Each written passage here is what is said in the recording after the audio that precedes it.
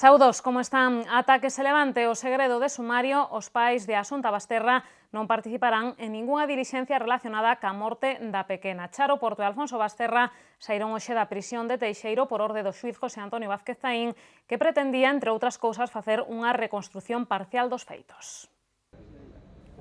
Foi o abogado de Charo Porto que informou da negativa da súa clienta a participar nesas dilixencias. José Luis Gutiérrez Aranguren asegurou tamén que a nai de Asunta ten coartada policial para a noite na que apareceu o corpo da nena. Segundo explicou, Charo Porto estivo custodiada dende as 10:30 da noite do sábado 21, cando presentou a denuncia pola desaparición da Asunta, ata as 12 menos cuarto. Despois, dixo, estivo no seu domicilio co seu exmarido e ca madriña da pequena. Por iso, entendo letrado, a súa clienta non puido trasladar o cadáver ata a pista de Teo no que apareceu. Precisamente o xuíz Vázquez Taín tomou hoxe declaración os 3 policías que atenderon a Rosario Porto cando foi presentar a denuncia pola desaparición da Asunta. Doutra banda, hoxe soubemos que as análises toxicolóxicas realizadas ao corpo da nena revelaron que a menor consumira unha dose de ansiolíticos, en concreto lorazepam, 17 veces superior á normal. A dose equivale a varias caixas do medicamento e considerase que pode ser mortal. Ademais, as análises tamén determinaron que o anaco de cordel localizado o carón do corpo da Asunta coincide ca bobina achada na casa de Charo Porto en Montouto.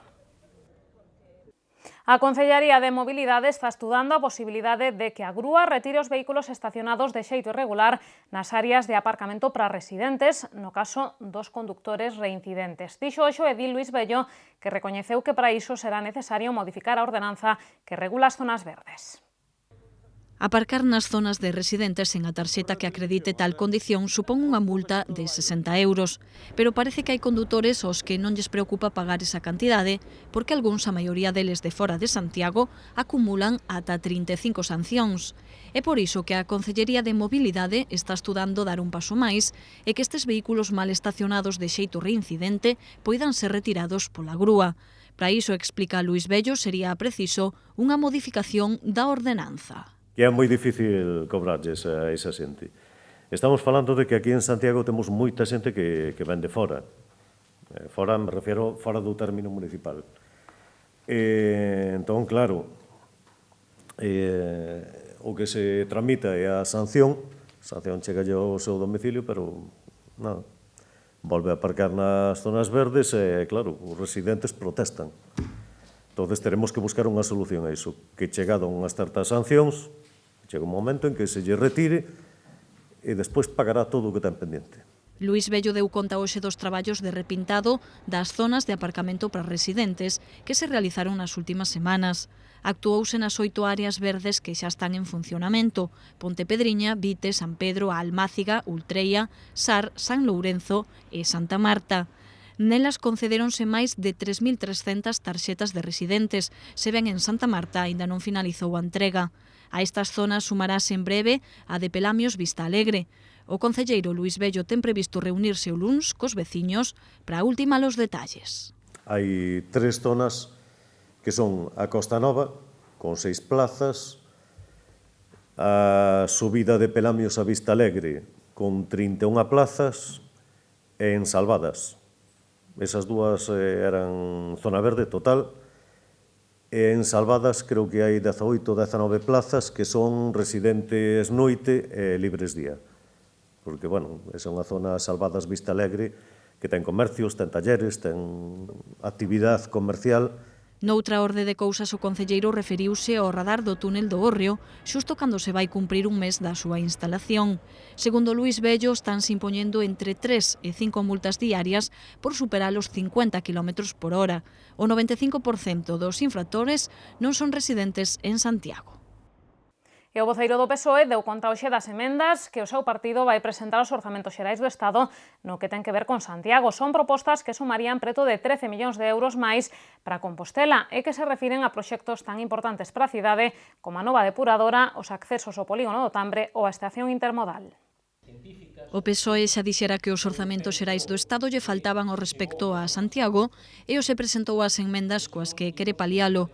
A súa primeira reivindicación ten que ver coa nova depuradora, para que as contas destinan 500.000 euros. Os socialistas reclaman que esa partida sexa incrementada ata os 4,5 millóns de euros, porque lembran, no acordo asinado no seu día co Concello, falábase dun investimento de 13 millóns de euros en 2014. Ao tempo, Paco Reyes reclama que o compromiso anunciado onte polo alcalde para a posta en marcha dunha solución provisional de saneamento se xa recollido nos presupostos estatais. E o que si lembramos é que no convenio que foi firmado polo señor alcalde de Compostela, as efectos orzamentarios, as anualidades de inversión previstas son, estou lendo textualmente a páxina 9 dese convenio para o 2014, 13.495.931.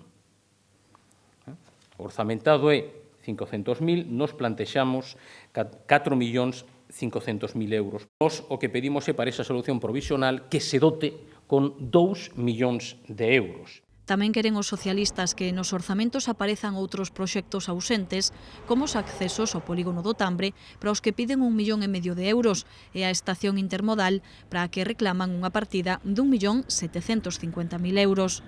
Do mesmo xeito, o PSOE pide que regresen aos presupostos 2 centros que o CSIC prevía construir en Santiago, o de Ciencias do Patrimonio Cultural e o do Instituto de Biomedicina. O aumento das partidas destinadas ao Consorcio e ao Museo das Peregrinacións son outras das enmendas presentadas polos socialistas que volveron criticar o conformismo do alcalde cos orzamentos estatais. É que cando un mira os números é que a Coruña ten 3 veces máis poboación, pero ten 5 veces máis orzamento de investimento para este ano que nós. E Vigo ten 3 veces máis poboación que nós, pero ten 6 veces máis investimento que nós. A verdade é que eu penso que darse por satisfeito, pero é o mesmo que fixo o ano pasado, De seren aceptadas, as propostas dos socialistas suporían case 13 millóns de euros máis para a capital galega, que se sumarían aos 19 millóns que aseguran os orzamentos do Estado destinan a Compostela. E un día máis, o alcalde foi preguntado hoxe polo caso Conde Roa e máis en concreto pola súa baixa voluntaria do PP. Para Ángel Currás, a decisión do exalcalde é un exemplo de coherencia. Yo sobre eso no me voy a pronunciar más. Creo que es un ejercicio de coherencia que por parte de Gerardo Conde Roa, que el partido desde luego ha agradecido y que yo también como presidente local agradezco. Repito, es un ejercicio de coherencia dada su situación en este momento. Nada más que decir. Eran declaracións do alcalde despois de recibir no Pazo de Raxoi os integrantes do Club Ciclistas Sin Fronteras de Santiago de Guayaquil. Trátase de 12 ciclistas que chegaron hoxe a Santiago despois de realizaren o camiño de Santiago dende Roncesvalles. Os peregrinos estiveron acompañados pola embaixadora de Ecuador en España, Aminta Buenaño, e o cónsul para Galicia, Adriano Marqués de Magallaes. No acto destacaron tanto a delegación ecuatoriana como o alcalde Ángel Currás, amosaron o seu desexo de irmandar as cidades de Santiago de Compostela e Santiago de Guayaquil. Pois seguimos no camiño porque xa saben que estamos a piques de celebrar o 800 aniversario da peregrinación de San Francisco de Asís a Compostela. A Xunta presentou hoxe o logotipo desta conmemoración realizado polo artista Antón Lamazares. A celebración, que xa comezou en agosto, prolongaránse até mediados de 2014. Aínda que os 800 anos da visita de San Francisco a Santiago cumprense en 2014, a Xunta xa ten en marcha varias accións para celebrar este aniversario. Hoxe, coincidindo ca onomástica, presentouse o logotipo da conmemoración que realizou o artista lalinense Antón Lamazares. O creador quixo ca nova imaxe profundizar nas culturas herdadas de Europa. No campo da pintura, a imaginación, a poesía, o profundizar na cultura herdada é o fundamento primordial. O arte non necesita explicación. O arte ten que ir directamente ao corazón e directamente á intelixencia. No acto tamén interviron o conselleiro de Educación Xesús Vázquez e a directora de Turismo. Nava Castro puxo de relevo o amplo programa de actividades que se van desenvolver para celebrar esta efeméride. Segundo dixo, é unha oportunidade única para Galicia e para Santiago. E a celebración deste evento é unha oportunidade única para Galicia e así o consideramos. É única oportunidade única tamén para Santiago de Compostela. Polo tanto, todos aqueles que se queiran achegar a Santiago poderán facelo neste tempo dende unha óptica especial a través da figura de San Francisco. Todos eles, pois, convertirán a Galicia no epicentro do turismo cultural. Castro explicou que xa quedou constituída a Comisión Interadministrativa do 8º centenario da peregrinación de San Francisco a Santiago. Este órgano, formado por Goberno Central, Xunta e FEGAMP, será o encargado de organizar os distintos actos da celebración. Cabe destacar a peregrinación colectiva que se levará a cabo dende Asís a Santiago, un congreso internacional e varios concertos. Máis cousas, a Fundación Secretariado Xitano ven de estrear nova sede no barrio da Pontepedriña. Son unhas instalacións nas que poderán desenvolver as dúcias de actividades de formación que poñen en marcha ao longo do ano. A concelleira de Servizos Sociais, María Castelao, quixo coñecer esta nova sede e aproveitou para asinar o convenio polo que o Concello lle outorga ao colectivo unha subvención de 20.000 euros. A Fundación Secretariado Xitano inaugurou hoxe o seu novo local na Rúa do Ulla do barrio da Pontepedriña. No acto participou a concelleira de Servizos Sociais que aproveitou a visita para asinar o convenio de colaboración entre o Concello e o colectivo para o desenvolvemento do programa Acceder. Así, o Goberno local achega a asociación 20.000 euros. Hoxe reunímonos aquí para firmar ese convenio que xa vai sendo habitual por parte do Concello ter esta colaboración con Fundación Secretariado Xitano. É o primeiro convenio que se firma con entidades de carácter social neste ano 2013. Este convenio está dotado con 20.000 euros. Como sabedes, este Goberno municipal ten un importante compromiso coas entidades de carácter social que levan a cabo actividades na nosa cidade. Dende 2004, este programa permitiu que moitos xitanos accederan ao mercado laboral. Só este ano, nel participaron máis de 400 persoas, das que máis de 100 lograron un contrato de traballo. No programa de emprego facemos especialmente itinerarios personalizados de inserción sociolaboral, actuacións de formación e, nalgúns casos, tamén algunha actividade de ámbito prelaboral. Tratamos de que as persoas xitanas se formen, se rompe esa brecha que hai entre o perfil que teñen as persoas na sociedade maioritaria e as persoas xitanas e que, polo tanto, poden acceder ao mercado de traballo por conta allea en igualdade de condiciones que o resto da sociedade. Neste novo local levaránse a cabo moitas das actividades de formación impulsadas pola Fundación, así como outro tipo de accións para promover a integración do colectivo. As instalacións, ademais de oficinas, contan con varias salas polivalentes. En Páxina Cultural hoxe coñecimos as propostas do ciclo Sons pro que queda de ano. Serán 14 actuacións con nomes como Rafael Lechovsky, Eliseo Parra, Chico César ou La Musgaña. E aínda que a música é a protagonista da programación, haberá un oco para montaxes que tamén inclúen o teatro ou a danza experimental. O ciclo Sons 2013 chega ao seu final e faino cun cartel do máis variado no que queda de ano. O programa traeranos un total de 14 propostas con ritmos e estilos moi diferentes. Un pouco a mostra do que caracteriza a proposta musical de Sons, non? A fusión de estilos, a proposta de artistas singulares, unha parte importante de música de abordaxe da música de raíz. Así temos música brasileira, música galega, evidentemente, pop electrónico, espirituais negros, etc. Esta última etapa de Sons arrancará xa mañá. Fará o que actuación na Sala Capitol de Rafael Lechovsky, considerado como un dos grandes letristas de rap en español. A semana que ven o Teatro Principal acollerá unha nova entrega do ciclo Sons Tránsitos con 3 concertos: a Meslúa e Eliseo Parra o día 10, Pedro Pastore, Chico César o 11 e La Musgaña, Pentalfa e a Cetre o día 12. Máis adianto, 22 de outubro, será o turno do folk celta de Alasdair Fraser e Natalie Haas. E xa en novembro chegarán a Santiago Ton Risco Quinteto o día 13 e Amatorski o 30.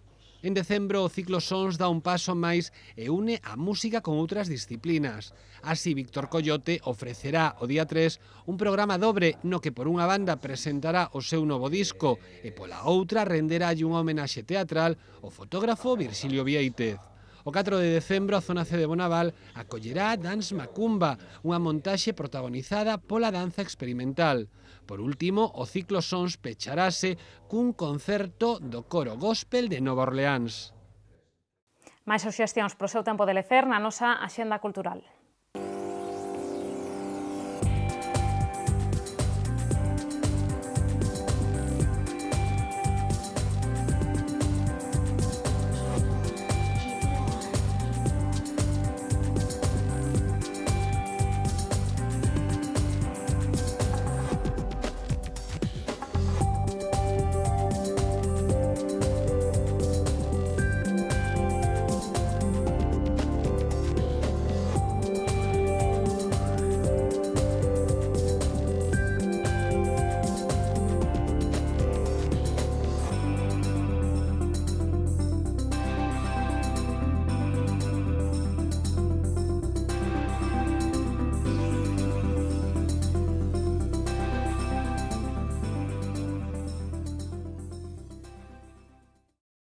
E da man de Meteo Galicia coñecemos de seguido as previsións do tempo para os vindeiros días.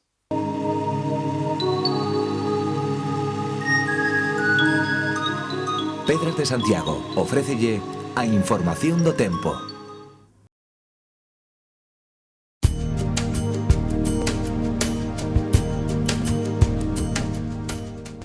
Mañá teremos ceos anubrados pola mañá, pero a partir do mediodía abriránse grandes claros. Os ventos estarán prácticamente en calma pola mañá e soprarán do norte pola tarde. As temperaturas manteránse sen cambios. No domingo os ceos estarán pouco anubrados ou despexados e os ventos serán frouxos do norte. As temperaturas mínimas non cambiarán e as máximas subirán no sur da comunidade. No luns Galicia estará baixo influencia dun anticiclón, así os ceos estarán despexados e as temperaturas irán en lixeiro ascenso. O vento será do norte, moderado no litoral norte e frouxo no resto.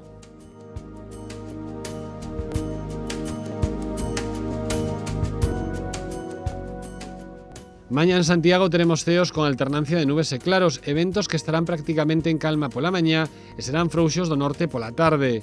As temperaturas mínimas manteránse sen cambios e as máximas subirán lixeiramente ata os 22 graus.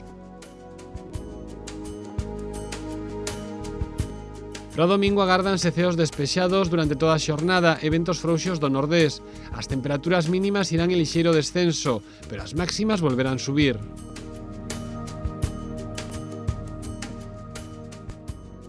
No luns os ceos estarán despexados e as temperaturas manteránse sen cambios significativos. Os ventos serán frouxos do leste pola mañá e estarán prácticamente en calma pola tarde. As temperaturas non cambiarán.